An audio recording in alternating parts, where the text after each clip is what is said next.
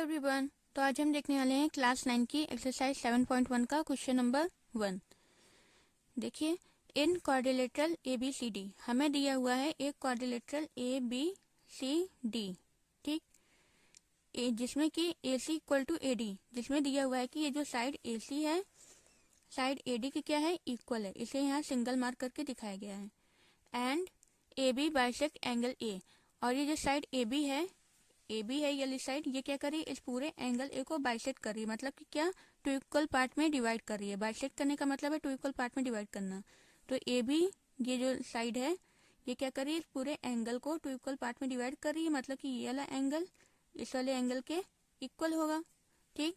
तो फिर क्या करना है, शो दैट, हमें दिखाना है कि ट्रायंगल ABC, ये जो ट्रायंगल ABC है, ये कॉन्ग्रुएंट होगा ट्रायंगल ABD के, ट्रायंगल ABD, ठीक है। हमें ये वाला ट्रायंगल इस वाले ट्रायंगल के कॉन्ग्रुएंट दिखाना है, ठीक है, ये प्रूफ करना है हमें। What can you say about BC and BD, और पूछा है कि हम BC और BD के बारे में क्या कह सकते हैं, ठीक है।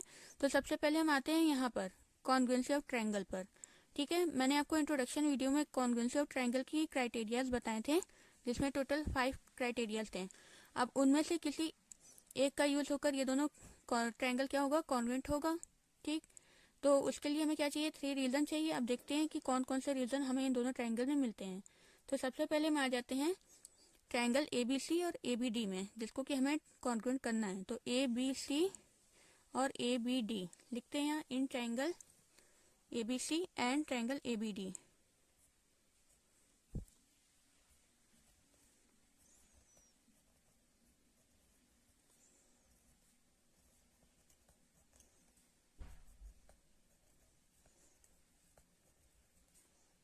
ठीक है, ABC में और ABD में देखिए हमें क्या क्या दिया हुआ है। सबसे पहले तो ये है कि साइड AC साइड AD के इक्वल है, ठीक है। ये तो हमें क्वेश्चन में गिवन है, तो इसको हम यहाँ पे लिख लेते हैं।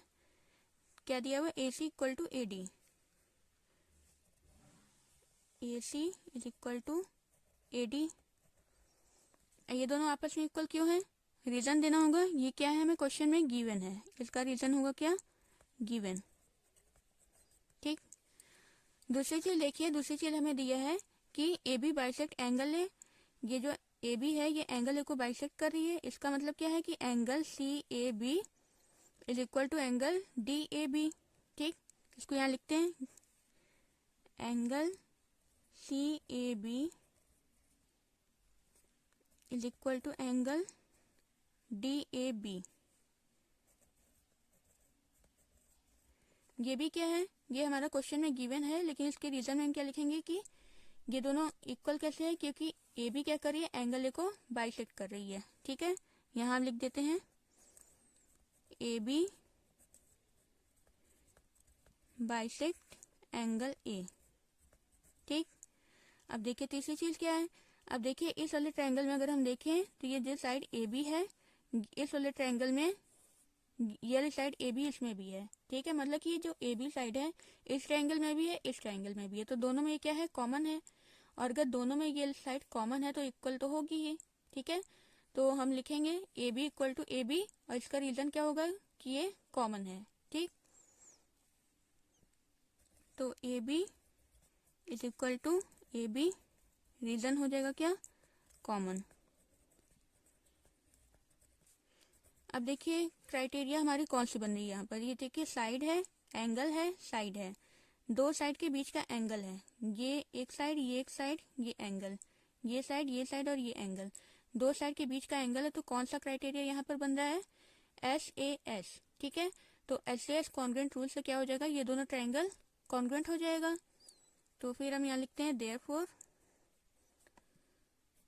Triangle ABC